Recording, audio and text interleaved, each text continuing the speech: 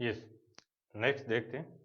ये बोलता है कि x रुपए पर a% की रेट से m ईयर्स का साधारण ब्याज y रुपए पर a² % के दर से m स्क्वायर वर्षों के साधारण ब्याज के बराबर है। तो x और y का रेशियो बताना है। ठीक है, थोड़ा सा समझा देता हूँ, फिर ये देखना है, या फिर अभी आप ऐसा करो, पॉज करो और इसको यहीं पे डायरेक्ट सोल्व कर दो। 1-2 सेकंड की बात है, आपको दिख जाना चाहिए कि क्या आंसर है। ठीक है, बहुत आसान है। यस, चलो मैं बताऊँ अब। यहाँ पे देखो इंटरेस्ट सेम है, तो P1 R1 और T1 बराबर हो जाएगा P2 R2 और T2, ये बनेगा। और एक चीज और, यहाँ ये बोल रहा है कि P1 और P2 जो प्रिंसिपल है तो उनका रेशियो पूछ रहा है, तो P1/P2, ये P2 नीचे आ जाएगा, तो ये हो जाएगा R2T2/R1 और T1। ठीक है, और ये जो रिलेशन है ये अपन जो डायरेक्टली प्रोपोर्शनल है, इनवर्सली प्रोपोर्शनल, उस रेशियो से डायरेक्ट बता सकते थे। ठीक है ना, यहाँ पे वापस आते हैं, पहले इसको सोल्व कर देते हैं। चलो, ये पहला है, ये x है, दूसरा प्रिंसिपल y है, तो यहाँ से इस x की जो वैल्यूज थी वो तो नीचे जाएंगी, a और m, और y की कोरस्पोंडिंग जो वैल्यू थी वो ऊपर आएंगी, a m m, a²m², तो ये कैंसिल हो जाएगा, am/1, ये आपका आंसर है। यदि ये क्वेश्चन आप देखते ही बता पा रहे थे, देखते ही जस्ट आपने पढ़ा और आपने आंसर कर दिया, इसका मतलब आप कॉन्सेप्ट सीख पा रहे हो। अदरवाइज यदि आप इस टाइप से बना रहे हो, लिख रहे हो, रेशियो बना रहे हो, तो सेंस ही नहीं उन बातों का। अब हो सकता है पहली बार, ये अभी जो अपना फर्स्ट राउंड चल रहा है इसमें आप नहीं कर पा रहे हो, लेकिन मैं आपको जो बता रहा हूँ कि भाई यदि इस टाइप के क्वेश्चन आते हैं तो आपको इतना ही टाइम लगना चाहिए। हो सकता है वो सेकेंड राउंड में आए, सेकेंड डिवीजन में, थर्ड डिवीजन में, लेकिन टाइम इतना ही लगना चाहिए। यस, अब चलो इसको समझते हैं दूसरे लॉजिक से, डायरेक्टली और इनडायरेक्टली प्रोपोर्शनल। I/P बराबर RT/100, ये वैल्यू थी। इंटरेस्ट सेम है, इंटरेस्ट सेम हो गया ना, ये यानी ये कांस्टेंट है और ये भी कांस्टेंट है। अब यहां से देखो P और RT, P और RT, इनका जो रिलेशन है, ये देखो जो तिरछा रिलेशन है, इस रिलेशन को हम पहले समझ चुके हैं। कैसा रिलेशन है ये? इनवर्सली प्रोपोर्शनल का रिलेशन है। ठीक है ना, तो हम ये कहेंगे कि P का R और T के साथ इनवर्सली प्रोपोर्शनल का रिलेशन है, P1/R1 T1, P2 R2 और T2, ये रिलेशन होना चाहिए था। X और Y की बात करें तो Y वाली वैल्यूज ऊपर आएंगी, Y वाली वैल्यूज ऊपर आएंगी, और X, ये X है और ये Y है, ये पूछा ना X और Y, और Y वाली वैल्यू ऊपर आएंगी, यानी a²m² ऊपर आएंगे और am नीचे आएगा, तो वो कैंसिल होके ये आंसर दे देगा। ये देखते ही आंसर आ जाना चाहिए था, एक चीज। ठीक है ना, दूसरा यहाँ पे इनवर्सली रिलेशन को और समझ लेते हैं। ये समझ में आ गया, ठीक है ना, कि P का RT के साथ इनवर्सली रिलेशन है। लेकिन अब यहाँ पे देखें, इस P को उधर ले जाएं, R को ले आए इधर, तो PT/100, ये भी एक ही बात है, कोई चेंज नहीं कि हमने R को ले गए, P को उधर ले गए, R नीचे आ गया। तो यहाँ से हमने देखा कि इनका भी आपस में इनवर्सली रिलेशन है, और यदि P को कांस्टेंट कर दें सपोज, तो R और T का भी इनवर्सली प्रोपोर्शनल का रिलेशन है। यहाँ T को कांस्टेंट कर दें तो P और R का इनवर्सली प्रोपोर्शनल का रिलेशन है। ठीक है, अब T को इधर लेके आ सकते हैं अपन, तो इसका भी R और P के साथ इनवर्सली प्रोपोर्शनल का रिलेशन है। तो यहाँ से हम ये चीज समझ गए। देखो अब इसको मैं दूसरे तरीके से बता रहा हूँ, I बराबर PR/T/100, ठीक है ना, इस फॉर्म में लेके आते हैं। यहाँ पे यदि I कांस्टेंट है, I ये कांस्टेंट है, तो कांस्टेंट वैल्यू होगी किसकी? PR/T की। ये हुआ ना, इस 100 को भी कांस्टेंट है ले गए। यदि ये फॉर्मेट, कोई भी फॉर्मेट बनता है जहाँ पे 2 या 3 वैल्यूज कांस्टेंट हैं, तो इनमें से यदि, अब देखो ध्यान से समझोगे, यदि इनमें से एक वैल्यू और कांस्टेंट कर दे, सपोज P को कांस्टेंट कर देता है वो T को, कि टाइम कांस्टेंट है, तो P और R यहाँ पे CPR लग जाएगा। ठीक है ना, कांस्टेंट प्रोडक्ट रेशियो ये लग जाए, ये बढ़ेगा तो ये घटेगा। क्लियर है?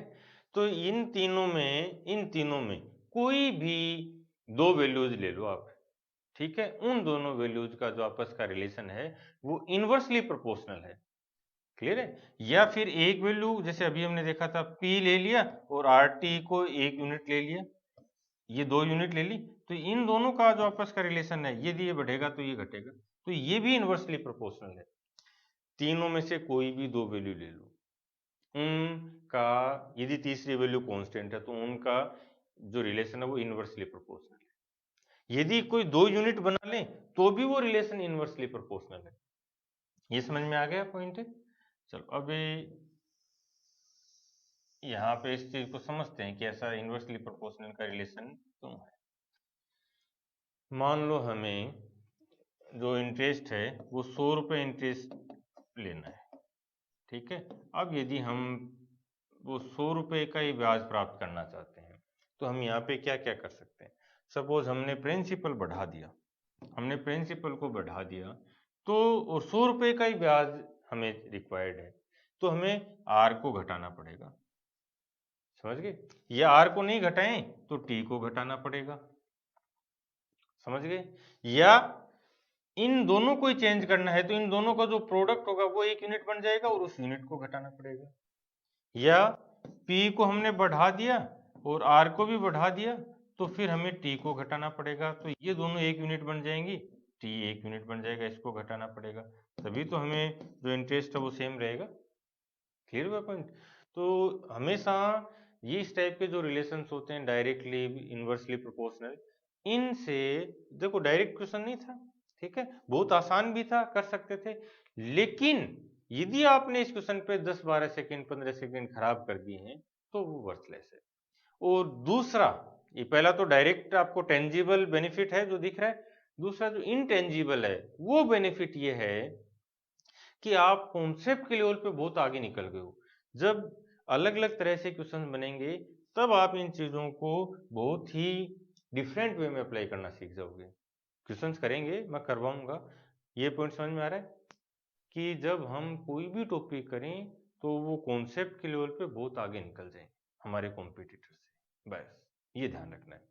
तो डायरेक्ट दिख रहा है एक्स और वाई का रेशो पूछ रहे हैं, प्रिंसिपल है, तो जो आर और टी है वो इनवर्सली प्रोपोर्शनल होंगे, तो वाई, ये एक्स पहले ले रखा है इसने, तो वाई वाली वैल्यूज ऊपर आएंगी, ए स्क्वायर और एम स्क्वायर ये वैल्यूज ऊपर रहेंगी, और एक्स वाली वैल्यू नीचे रहेंगी, तो ये इसको कैंसिल कर देगा स्क्वायर को, तो ए एम इंटू ये ए एम इज टू 1, ये आपका डायरेक्ट आंसर है, रेशियो है। ये यहाँ से भी क्लियर हो गया, और ये भी क्लियर हो गया कि P का, R का और T का, इन तीनों का आपस का, इनका आपस का रिलेशन कैसा है, इनवर्सली प्रोपोर्शनल। क्लियर हुआ? चलो आगे चलते हैं। यस, ये बोलता है कि एक वर्ष में 5,000 रुपये 5700 रुपये बन जाते हैं, तो साधारण ब्याज की दर से 5 वर्ष के अंत में 7,000 रुपये कितने बन जाएंगे। सोल्व कर लें, ब्याज की बात करेंगे अपन, तो ब्याज कितना मिला, 700 रुपये मिला है, ठीक है, 5,000 रुपये, तो ये 100 है। रेट हमें फाइंड करनी है, 1 साल की बात हो रही है, तो ये रेट देख लेते हैं, ये हटा दो, ये हटा दो, तो रेट कितनी होगी, 14,570, 14%, ये रेट आ गई। अब इस रेट को यहाँ दोबारा अप्लाई कर देंगे, तो लगा दो, और ये कितने रुपए हो जाएंगे, अमाउंट की बात कर रहे हैं तो अमाउंट में फाइंड कर लेते हैं अपन डायरेक्टली। प्रिंसिपल कितना है, 7,000, और ये हो जाएगा 100, और ये 100 प्लस आर टी, आर कितना है 14, और टी कितना है 5 ईयर्स, 14 गुणा 5 70, ये हो जाएगा 170। ये इसको सोल्व करना है। अब देखो ये सोल्व कर सकते हैं अपन, देखो ये दो तो कैंसिल हो गए, इसका मतलब क्या है कि हमने 70 से मल्टीप्लाई किया, ये हुआ ना, 100 को 70 से मल्टीप्लाई किया, तो 170 को भी 70 से मल्टीप्लाई करना है, यानी 7 से मल्टीप्लाई कर दे और एक जीरो लगा दे, 17 7 119, 119, एक जीरो तो ये लगा दिया, और एक जीरो ये जो बच रहा था ये लगा दिया, तो ये हो जाएगा 11,900, 11,900। ठीक है, ये आसान है, कर सकते हैं, कोई भी कर सकता था। क्या आप इसको बिना रेट फाइंड किए सोल्व कर सकते हो, बोलो। यदि कर सकते हो इसका मतलब आप कॉन्सेप्ट के लेवल पे मेरे साथ चल रहे हो। ये उसी टाइम दिमाग में आ जाना चाहिए था कि मैं रेट फाइंड नहीं करता, ये तो मिडिल स्टेप है। यदि आप, अभी मैं टाइम दे रहा हूँ, ठीक है ना, मान लो आप नहीं समझ पाए पहले, कोई इशू नहीं है, अभी टाइम देता हूँ, वीडियो पॉज करो, बिना रेट फाइंड के इसका आंसर कर दो, ठीक है, फिर आंसर मैच कर लेना। चलो, और ये भी बता देता हूँ, यहाँ मैं जो अभी बताऊंगा ना, जैसे इसका एक्सप्लेनेशन बताता हूँ मैं, वो भी केवल एक एस्पेक्ट है, इसी को अपन बहुत अलग अलग एस्पेक्ट में भी देख सकते हैं। और यहाँ पे जो एस्पेक्ट यदि जो मैं बता रहा हूँ उसके अलावा यदि कोई नया एस्पेक्ट आपने देखा हो तो कमेंट में डाल देना, सही है।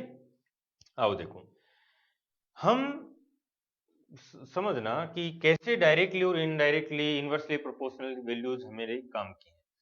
यदि हम पी इंटरेस्ट की बात करते हैं, पहले मैं पूरे बनाता हूँ, चलो, आई बराबर आर टी अपॉन 100, ये हमारी फॉर्म है, बेसिक फॉर्म है, ठीक है ना।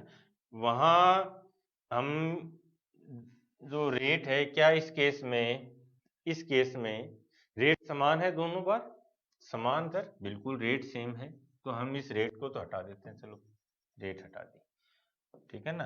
तो आई अपॉन पी बराबर आर अपॉन 100 ये बचे, ठीक है ना। और ये 100 भी हटाएंगे, चलो 100 बाद में हटाते हैं, पहले दूसरा देखते हैं। यदि हम टाइम को भी बराबर कर दें, समझना, टाइम को भी बराबर कर दें, रेट तो हटा दिए ना, टाइम, ये टाइम है, इस टाइम को भी बराबर कर दें, ठीक है ना, तो ये टाइम भी हट जाएगा। टाइम, यदि दो केस हों उनमें रेट भी बराबर हो टाइम भी बराबर हो तो हम उन दोनों को हटा सकते हैं। ये जो वैल्यू है ये तो क्या है, ये जो वैल्यू है ये खुद कांस्टेंट है, तो ये भी हट जाएगा। तो हमने देखा कि यदि आर और टी दोनों कांस्टेंट हैं तो आई का पी के साथ डायरेक्टली प्रोपोर्शनल का रिलेशन है, क्लियर है। और इसको अपन आर्यन रेशियो की फॉर्म में लिखें तो क्या लिखेंगे, कैसे भी लिख दो, चाहे P1 अपॉन I1, आई को ऊपर रख लो, चलो हमेशा एक ही फॉर्मेट में चलते हैं, P1 I2 और P2, ये बनेगा, ये यहां तक कोई दिक्कत नहीं है। अब यहाँ पे देखो एक चीज, कभी भी ये आर्गुमेंट नहीं दोगे कि सर मैं पूरा सोल्व करके भी बहुत जल्दी कर लेता हूँ। यहाँ पे मैंने जो क्वेश्चंस लिए हैं फर्स्ट राउंड में उनमें वैल्यूज इजी हैं, ठीक है ना, बहुत आसानी से आप सोल्व कर लोगे, लेकिन जो आर्गुमेंट्स मैं दे रहा हूँ, जो कॉन्सेप्ट मैं सिखाना चाह रहा हूँ वो इंपॉर्टेंट है। जब क्वेश्चन टफ आएंगे तब मैं समझाऊंगा, तब आपको रियलाइज होगा कि हाँ कितना एडवांटेज है। तो रेट सेम है, टाइम सेम कर दें, देखो 5000 पे एक साल का ब्याज 700 रुपए है, 5000 पे एक साल का ब्याज 700 रुपए, तो 2 साल का 1400, ये 700 ही रहेगा ना अगले साल में भी। पहले साल में सपोज 5000 रुपए हैं, पहले साल में आपको 700 रुपए ब्याज मिला तो दूसरे साल भी 700 मिलेगा। साधारण ब्याज की खासियत यही है कि हर साल ब्याज समान रहता है, ठीक है। तो 5 साल में आपको कितना ब्याज मिलेगा, 3500, 5 से गुणा कर देंगे, सिंपल है। चलो अब देख लो, रेट और टाइम सेम हो गई हैं, तो 5000 मूलधन पे 3500 रुपए का ब्याज मिलता है, तो 7000 मूलधन पे कितने रुपए का ब्याज मिलेगा, ये हमें फाइंड करना है। चेक कर लो, देखो क्या हो रहा है, ठीक है, देखोगे ये 5 का 7 गुना हो रहा है, और 3 जीरो में से 2 जीरो लिए अपन ने, 5 को क्या किया देखो एक बार, 5 को 7 से गुणा कर दिया, ठीक है ना, 5 को 7 से गुणा कर दिया 35, और एक जीरो को छोड़ दिया, एक जीरो छोड़ दिया। यहां से देखो अब इस 7 को भी 7 से गुणा कर दो, 7 से गुणा क्या था तो 49, 3 जीरो हैं, एक जीरो छोड़ के गए थे तो इसका भी एक जीरो छोड़ दो, 4900। तो 7000 पे हमें 4900 का ब्याज मिलेगा। वो बोलते हैं कि अमाउंट कितना हो जाएगा, जोड़ दो 11900। और ये स्टेप मैंने आपको समझाने के लिए लिखा है भाई, ठीक है ना, ये तो डायरेक्ट थॉट प्रोसेस से होगा। कैसे देखो, 5000 पे 700 रुपए एक साल के मिले, 5 साल के लिए फाइंड करना है तो 3500 रुपए मिलेंगे, कितना, 5000 पे 3500, 70%, तो 7000 का भी 70% ही मिलेगा, 4900। 4900 इसमें जोड़ दो, 11900 आंसर है। 2-5 सेकेंड में आंसर आएंगे, ठीक है ना। अब शायद आप रिलेट कर पा रहे होगा क्यों मैं directly proportional, inversely proportional, R N ratio इन पे इतना काम करवा रहा हूं आपसे, समझ रहे हो। क्योंकि यहां से क्या होगा, आपका माइंड एक अलग लेवल पे आ जाएगा जो साधारण लड़का सोच ही नहीं सकता, ठीक है। और ये तो जो चीजें अभी मैं बता रहा हूं, इन चीजों की जब टफ क्वेश्चंस में एप्लीकेशन देखोगे तब आपको वास्तव में रियलाइज होगा कि हम कितना आगे निकल गए हैं। ये समझ में आ गया क्या किया हमने, देखो, ठीक है ना। देखो क्या टाइम लगना था, तो 5000 है, रेट सेम है, टाइम सेम कर दे, 5000 पे 700 रुपये मिला 1 साल का, तो 5 साल का 3500, ठीक है। 70% हो गया, तो वही 70% यहाँ पे मिलेगा। क्यों? क्योंकि आर और टी दोनों कांस्टेंट है, तो जो ब्याज मिल रहा है वो प्रिंसिपल के डायरेक्टली प्रोपोर्शनल है। तो 5000 पे 70% है, तो 7000 पे भी 70% मिलेगा, 4900, ठीक है ना आंसर। इतने टाइम लगना है। यस, नेक्स्ट देखते हैं। ये बोलता है कि एक व्यक्ति के 3 बच्चे ए बी सी और इनमें 15,860 को इस प्रकार से उसको इन्वेस्ट करना है कि 2, 3 और 4 साल बाद तीनों को ब्याज समान मिले, ठीक है। यदि ब्याज की दर 5% है तो ए बी सी के नाम से निवेशित राशियों का अनुपात क्या होगा। अनुपात पूछा इसने, और रेट सेम है सब में, तो रेट का कोई रोल ही नहीं है, ठीक है। यदि रेट का रोल नहीं है और टाइम का कोई रोल है कि यहाँ देखो, ये एक व्यक्ति 3 बच्चों के नाम से निवेश करता है 2, 3 और 4 वर्ष, जो टाइम है वो रखा है इसने, ठीक है। समान ब्याज प्राप्त होता है, तो जो ब्याज है वो समान हो गया, फिर रेट है वो समान होगी। तो हमारे पास जो वैल्यू थी आई अपॉन पी बराबर आर टी अपॉन 100, ये था। यहाँ पे ब्याज है ये समान हो गया, इसको हटा दो, ये समान है, और दूसरा रेट है ये समान है, ठीक है। तो यहाँ से हम क्या क्या रिलेशन मिल रहा है कि P है ये T के इनवर्सली प्रोपोर्शनल है, ठीक है ना। तो जो यहाँ पे जो रेशियो होंगे वो भी क्या होंगे, इनवर्सली रेशियो जाएंगे, राशियों का जो अनुपात है वो रेशियो के इनवर्सली में चला जाएगा, तो जो रेशियो बनेगा वो 1:2, 1:3 और 1:4 ये बन जाएगा। इसको सिंप्लीफाई कर लें तो एलसीएम आ जाएगा 12, तो 6, 4 और 3, 6, 4, 3, ये आपका आंसर हो जाएगा, ठीक है। ये यहाँ से आ गया। दूसरा, रेशियो में अपन और डिटेल में पढ़ेंगे यहाँ की प्रॉपर्टीज, जो इस टाइप की प्रॉपर्टीज हैं। यहाँ एक चीज और देखो, इनको ऑप्शन से भी सोल्व कर सकते थे अपन, कैसे, यहाँ से देखो कि दो, ये जो वैल्यू है, ठीक है ना, ये जो वैल्यू है ये किस किस पे डिपेंड करेगा। देखो यहाँ से ये P इनवर्सली प्रोपोर्शनल है 1/T, ठीक है। तो इसको दूसरे फॉर्म में लेके आता हूँ, या दोबारा यहीं पे चलते हैं, I अपॉन पी बराबर आर टी अपॉन 100, क्लियर है। तो यहाँ से P और T ये हमें देखना, राशि जो इन्वेस्टमेंट हुआ है, प्रिंसिपल हुआ एक तरह से, और टाइम, इन दोनों को बात करेंगे। तो I इंटू 100, ये 100 ऊपर लेके चले गए, और ये R नीचे आ गया, ठीक है ना। तो ये P और T इनके बराबर हो गए। अब वो बोलता है, देखो ध्यान से, कि सब में I बराबर है, सबका ब्याज बराबर है, सबकी रेट बराबर है, और 100 तो खुद ही कांस्टेंट है। तो इसका मतलब क्या हुआ कि P और T का जो प्रोडक्ट है वो कांस्टेंट होना चाहिए। तो P1 T1 बराबर P2 T2 बराबर P3 T3, चाहिए रेशो में दे रखा उससे क्या कोई फर्क नहीं पड़ना है। तो यहाँ से देखो टाइम 2, फिर टाइम 3, और ये टाइम 4, ये 3 दे रखे हैं, तीनों ले ली। अब ऑप्शंस पे आ जाओ, कौन सी वैल्यूज है जो इनको इक्वल कर देंगी। देखो इसको P1 6 है, ये 4 है, और ये 3 है, तो ये भी 12 है, ये 12 है, और ये 12 है, इक्वल हो गए, ठीक है।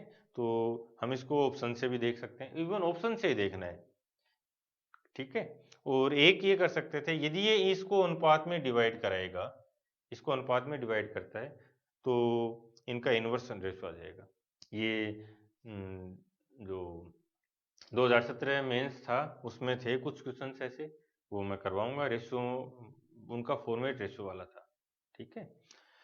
ये पॉइंट समझ में आ गया। इनको ऑप्शन से कर सकते थे, यदि ऑप्शन हैं तो वो सबसे बेस्ट तरीका यही है कि ऑप्शन से सोल्व कर दो। आगे चलते हैं। यस, ये बोलता है कि जोनी 8% की रेट पे बैंक से उधार लेता है और जेम्स को 12% पे दे देते हैं। तो यहाँ पे मान लो जोनी क्या करता, 100 रुपये ले रहा होता, ठीक है ना, और 8% पे लेता ये, तो और इसको जोनी फिर ये जेम्स को दे देता 12% पे। तो होता क्या देखो, इससे 100 रुपये पे जेम्स से 12 रुपये लेता, ठीक है, 4 रुपये खुद रख लिए और 8 रुपये इसको दे देता। इसका मतलब है जो डिफरेंस है वही तो इसका प्रॉफिट है, 4%। क्लियर है। अब ये बोलता है कि 12 साल के अंत में, यानी 1 साल के 4 रुपये कमाता है वो, ये हुआ ना। तो 12 साल के कितने कमा लेगा, 12 4 48, 48 कमा लेगा। कितने पर, 100 रुपीज पर। 100 रुपीज पे 48 कमाया तो 960 कितने में कमाया। ये वो प्रिंसिपल बताना है, बता सकते हैं बिल्कुल। इसका डबल हो रहा है 1 0, तो इसका डबल और 1 0, 2000 रुपये। ये वही है, डेल आर है, ठीक है ना, del R into T upon 100 del I upon P, ये है। ये फॉर्म बनाने से अब क्या फायदा हुआ, ये चीज समझ में आ गई। क्या ये कोई फॉर्मूला है, नहीं, ये फॉर्मूला नहीं है भाई, ये फॉर्मूले की एप्लीकेशंस है। लेकिन हम इसको जब इस फॉर्मेट में आर्यन रेशो के फॉर्म में लिख लेते हैं तो ये फायदा हुआ कि हमारा माइंड जो बचपन से अभी तक फॉर्मूले की फॉर्म में मैथ समझ रहा था वो समझ जाएगा। और जब आप 2 या 3 या 4 रिवीजन हो जाएंगे आपके, क्लियर है, तब ये फॉर्मूले की रिक्वायरमेंट नहीं रहेगी, हम डायरेक्ट थॉट प्रोसेस पे आ जाएंगे। जैसे यहाँ देखो 8 और 12 4% कमा रहे हैं, ठीक है, तो 12 साल में 48% हो गए। क्लियर है, वो 48 960 के बराबर है। इसका मतलब डबल करके एक जीरो लगाए तो 100 का डबल करके एक जीरो लगा दो, 2000 आंसर। आगे देखिए। यस, चलो इसको भी देखते हैं। ये बोलता है, पहले मैं डायरेक्ट ही बता देता हूँ, 500 रुपए पर 2 साल से जो ब्याज मिला उसमें 2.5 रुपए का डिफरेंस है। दो अलग अलग बैंक थे, उनकी अलग अलग रेट थी, तो रेट में डिफरेंस पूछ रहे हैं। तो यदि 100 रुपए की बात करें, 500 रुपए पर 2.5 रुपए का अंतर आया, तो 100 रुपए पर कितने का आता, 50 पैसे का। 1 साल के लिए 50 पैसे का अंतर है, लेकिन ये तो बोल रहा है 2 साल की बात हो रही है, तो 25 पैसे का अंतर है। 25 पैसे 100 पे 0.25%, 0.25% आंसर है। चलो अब मैं दिखाता हूँ। रेट में डिफरेंस की बात कर रहा है, ये टाइम है, ये 100 है, ठीक है, ये प्रिंसिपल है और ये डेल आई है, यही है। इसी को पहले हम ये ऐसे देख रहे हैं, और जब नेक्स्ट राउंड आएगा और या आप खुद रिवाइज करो तो जो मैं अभी थोड़ा प्रोसेस बता रहा हूँ वो भी समझ लेना। डायरेक्ट होने क्वेश्चन से 2.5 रुपए का अंतर है, ठीक है, 500 रुपए पर, तो 100 रुपए पर कितने साल की बात कर रहा है, 2 साल में रेट का डिफरेंस आ जाएगा, ठीक है। तो ये 100 इधर आ रहा है, ये कैंसिल हो कर देगा इसको, डेसिमल को, तो 250, और इसको हटा देते हैं, चलो, या सीधे ही कर दें ना, ये भी नहीं हटा रहा। 250 बटे 500 बराबर डेल आर, और ये जो 2 है इस 2 को इधर ले आते हैं तो ये कितना बन जाएगा, 1000 बन जाएगा, ठीक है ना, ये 1000 बन जाएगा। जीरो कैंसिल हो गए, तो 2 के बाद 2 डेसिमल लग जाएंगे यहाँ पे, डेसिमल 0.25%, 0.25%, ये आपका आंसर है। ये कर सकते थे। अब मैं दोबारा एक बार थॉट प्रोसेस समझाता हूँ, ध्यान से समझना। यदि साधारण ब्याज की बात की जाए तो हम ब्याज को जो हमारा मूलधन है या टाइम है या रेट है उनके अकॉर्डिंग उसी रेशो में डिवाइड कर सकते हैं, जिस रेशो में अपन प्रिंसिपल को, रेट को या टाइम को डिवाइड करते हैं। ये मैं बहुत बार समझा चुका हूँ, एक बार दोबारा समझ लेते हैं। देखो ये बोलता है कि 500 रुपए हैं, ठीक है ना, 500 रुपए हैं और जो ब्याज का अंतर है वो 2.5 रुपए का है। 500 रुपए पर 2.5 रुपए का डिफरेंस है, तो हम इसको इक्वली डिस्ट्रीब्यूट कर सकते हैं, ठीक है ना। यदि वो ये बोले कि 250 रुपए पर क्या होगा, 250 रुपए 250 रुपए, तो हम इसको जैसे हमने इसको प्रिंसिपल को आधा किया तो वैसे ये डिफरेंस भी आधा हो जाएगा। कितना हो जाएगा, 1.25 1.25। जैसे भी जितने पार्ट्स अपन करना चाहे उतने पार्ट्स कर सकते हैं। और ये केवल प्रिंसिपल ही नहीं, यहाँ पे चाहे आप रेट ले लो चाहे टाइम ले लो, ये डेल देखो आई ब्याज ही नहीं है, ये ब्याज का अंतर है, वो भी डिफरेंशिएट हो गया है, वो भी इक्वली डिस्ट्रीब्यूट हो गया है। इसीलिए प्रॉफिट लॉस में परसेंटेज में मैंने बताया था कि जो डेल्टा वाला रिलेशन है, ठीक है, ये वैसे ही काम करेगा जैसे जो दूसरी यूनिट्स हैं। और टाइम स्पीड डिस्टेंस में तो इसकी बहुत शानदार एप्लीकेशंस हैं। एक एप्लीकेशन जो सीपीआर वाली आती है उसका एक पार्ट अपन डिस्कस कर चुके हैं, समझ रहे हो। अब दूसरा देखो, जरूरी नहीं है कि ये प्रिंसिपल और ब्याज का अंतर ही होगा, नहीं, कोई भी वैल्यूज हो इसी टाइप से अपन डिवाइड कर सकते हैं। दूसरा केस भी देखते हैं, चलो 500 रुपए हैं और जो ब्याज का अंतर है वो 2.50 है। अब हम इसको अलग अलग पार्ट्स में डिवाइड कर लेते हैं, 5 भाग कर देते हैं, ठीक है जी। 5 भाग 500 कितने के हो गए, 100 रुपए के। ये तो ये जो 2.5 रुपए हैं ये भी 5 पार्ट्स में डिवाइड हो जाएंगे, कितने में बन जाएगा, 0.50 हो जाएगा, यानी 50 पैसे का डिफरेंस है 100 रुपए पर। यदि 1 साल की बात होती, ध्यान से समझोगे, 1 साल की बात होती तो जो 100 रुपए पर जो डिफरेंस है वही रेट हो जाती। तो 1 साल की बात होती तो हम जो ब्याज की दरों में अंतर है वो 0.5% बोल देते, समझ में आया। लेकिन वो बोलता है कि 2 साल में, अब दोबारा देखो इसको, अब दोबारा इसको इक्वली डिस्ट्रीब्यूट कर देते हैं। 2 साल में, ठीक है ना, 2 साल में 100 रुपए पर जो डिफरेंस आया है वो 0.50 का है, ठीक है। लेकिन हमें पता है कि जो रेट परसेंटेज होता है वो तो 100 रुपए पर 1 साल का होता है, समझ में। तो 100 रुपए पर 1 साल, 2 साल थे, इसको अलग अलग डिवाइड कर दिया। 100 रुपए पर 1 साल के लिए बात करें तो इसका आधा हो जाएगा 0.25 और 0.25।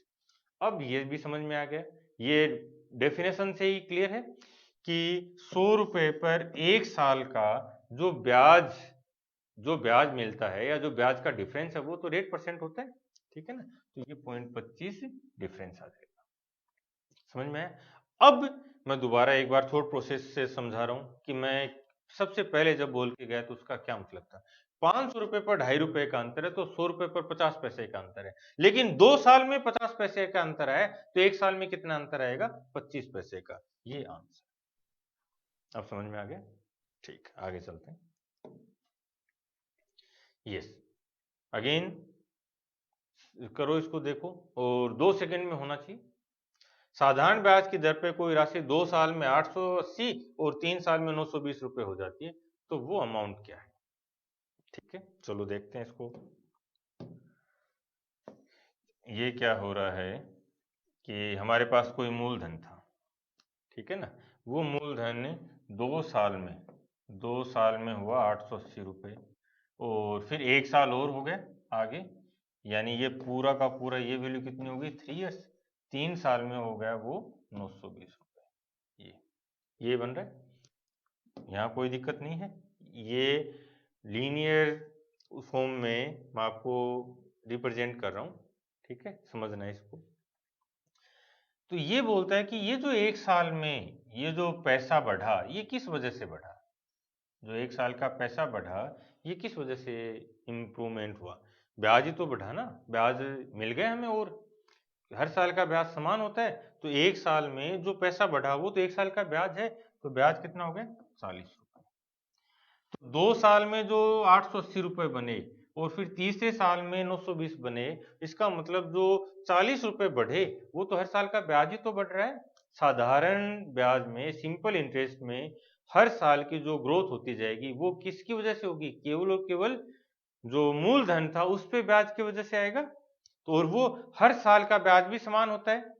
सिंपल इंटरेस्ट में हर साल का ब्याज समान होता है, ठीक है। तो एक साल में 40 रुपए ब्याज मिला, तो 2 साल में कितना मिलेगा? 80 रुपए। अब ये देखो 2 साल का ब्याज बताओ कितना हो जाएगा? ये रुपए हो जाएगा 80 रुपए 2 साल का ब्याज। यदि 2 साल का ब्याज 80 रुपए है और अमाउंट 880 रुपए बन रहा है, तो पैसा कितना था हमारे पास है? हमारे पास पैसा कितना था? 800 रुपए था, ठीक है। तो मूलधन कितना हो जाएगा? 800। अब डायरेक्ट कर सकते थे, 2 साल में इतना है, 3 साल में 920 है, तो 1 साल का ब्याज 40 रुपए, 2 साल का ब्याज 80 रुपए, 2 साल में 880 बनाए तो 80 रुपए तो ब्याज है, 800 रुपए आंसर। ये समझ में आ गया? जब आप पहली बार क्वेश्चंस करो, कोई भी क्वेश्चन बनाओ चाहे आप, ठीक है ना, जो मैंने आपको मटेरियल दिया, पीडीएफ दी है, वहां से कोई भी क्वेश्चन बनाओ, चाहे प्रीवियस ईयर के क्वेश्चन सोल्व करो, एक बार ये जो फॉर्मेट जैसे मैं बता रहा हूं ना, वैसे जरूर करोगे, चाहे आपसे क्वेश्चन हो गया हो। क्यों? क्योंकि इन चीजों को जब टफ क्वेश्चन आएंगे तब हम जब अप्लाई करेंगे, ठीक है ना, तो बहुत बेनिफिट रहेगा। दूसरा, उससे भी एक लेवल ऊपर जाएंगे वैसे तो, कहाँ पे? Thought process. ये समझ में आ गया? आगे देखते हैं, इसको मैं डायरेक्ट सोल्व कर रहा हूँ, ठीक है। वैसे अभी आप करके देख लो, 5 सेकेंड देखो, आ गया होगा? नहीं है? चलो मैं बताता हूँ। 5 साल में 1350 है, 8 साल में 1620 है, ठीक है। तो 3 साल में कितना पैसा बढ़ गया है? 1650 होता तो 300 बढ़ता, लेकिन 30 कमा तो 270 बढ़ा है 3 साल में, 3 साल में 270 बढ़ा है, तो 1 साल में 90, तो 5 साल में 450, 450 ब्याज है, 900 रुपए थे आंसर। ये अब समझ में आ गया होगा? नहीं आया? चलो मैं एक बार और बता देता हूँ बस, लेकिन टाइम इतना ही लगना था, ये भी ज्यादा है क्योंकि मैं बोल के गया हूँ। जब आप केवल मेंटली कैलकुलेट करोगे तो ये टाइम भी नहीं लगना है। ये देखो, ये प्रिंसिपल है, ये 5 ईयर्स है, 5 साल बाद हमारा पैसा हो गया 1350 रुपए, ठीक है। और फिर ये 5 ईयर थे और ये 8 ईयर्स पूरा, ये 8 साल है, ठीक है ना, ये 8 साल का टाइम पीरियड है। तो इस 8 साल के टाइम पीरियड में 8 ईयर्स हो गए, इस 8 साल के बाद ये 1620 हो गया, ठीक है। तो 5 साल से लेकर 8 साल तक ये जो टाइम है, ठीक है ना, 3 साल का, इस 3 साल के टाइम में जो भी पैसा बढ़ा, वो क्यों बढ़ा? हमें ब्याज मिलता गया 3 साल का, तो 3 साल में पैसा कितना बढ़ गया वो देख लो वहां पे, ठीक है। 1350 है, मान लो ये 1650 हो जाता तो 300 रुपए बढ़ जाता, लेकिन 30 रुपए कम बढ़ा है 1650 से, तो 270, ठीक है ना, 270, ये 270 रुपए हमें ब्याज के मिले हैं 3 साल के। यदि 3 साल के ब्याज 270 रुपए मिलता है, तो 1 साल का ब्याज कितना है? इक्वली डिस्ट्रीब्यूट कर दें, इक्वली डिस्ट्रीब्यूट कर देंगे भाई, 1 साल का 90 रुपीज है, ठीक है। यदि 1 साल का ब्याज 90 रुपए है, तो 5 साल, ये 5 साल की बात हो रही है यहाँ पे, ठीक है, तो 5 साल का ब्याज कितना है? 450 रुपए, क्लियर है। और ब्याज मिलाने के बाद, 5 साल का ब्याज जुड़ने के बाद जो अमाउंट बना वो 1350 है, तो वो पैसा कितना था जो 450 बनने के, जुड़ने के बाद 1350 बना? 900 रुपए था, ठीक है। तो जो प्रिंसिपल है वो 900 है। अब देखो दोबारा, 5 साल में 1350, 8 साल में 1620, तो 3 साल में 270, 1 साल में 90, इसलिए 5 साल में 450, 450 रुपए ब्याज है, 900 रुपए आंसर। इतना ही टाइम लगना है, और ये बहुत कॉमन क्वेश्चन है, एसएससी, बैंक, रेलवे और जो दूसरे एग्जाम्स होते हैं इस टाइप के, उनमें बहुत ही कॉमन क्वेश्चन हैं, आप प्रीवियस ईयर के चेक कर लेना। अब एक आगे चलते हैं, यस, एक और देख लो, ठीक है, फटाफट। 5 साल में 520, 7 साल में 568, तो 2 साल में 48, 1 साल में 24, 5 साल में 120, 520 में से 120 घटा दो, 400 आंसर, ठीक है। और ये भी मैंने टाइम ज़्यादा ही लिया है, इससे भी कम टाइम लगना था, क्लियर है। तो जो चीज़ें मैं आपको बताता चल रहा हूँ उनको आप बार बार रिवाइज करते चलोगे, अपने नोट्स, शॉर्ट नोट्स बनाते चलोगे, और जहाँ जिस सिचुएशन में मैं जो आपको एक आर्गुमेंट दे के जाता हूँ कि यहाँ पे हमें ये चीज़ समझनी है कॉन्सेप्ट के लेवल पे, वो बहुत इंपॉर्टेंट है, क्योंकि जब अपन टफ क्वेश्चंस करेंगे तब मैं ये जो चीज़ें बता रहा हूँ केवल ये चीज़ अप्लाई करूँगा, इनके अलावा कोई नई कॉन्सेप्ट नहीं लेके आऊँगा, कोई नई चीज़ें होंगी नहीं। इन्हीं से हम कैसा भी कितना भी टफ क्वेश्चंस हो इन्हीं आर्ग्यूमेंट से सोल्व करूँगा, ठीक है ना? इसलिए आपको बार-बार रिवाइज करना है, समझना है और जो प्रीवियस ईयर के क्वेश्चंस हैं उन पे अप्लाई करना है। जो पीडीएफ दी हैं मैंने आपको उन पे अप्लाई करना है। क्लियर है? ठीक।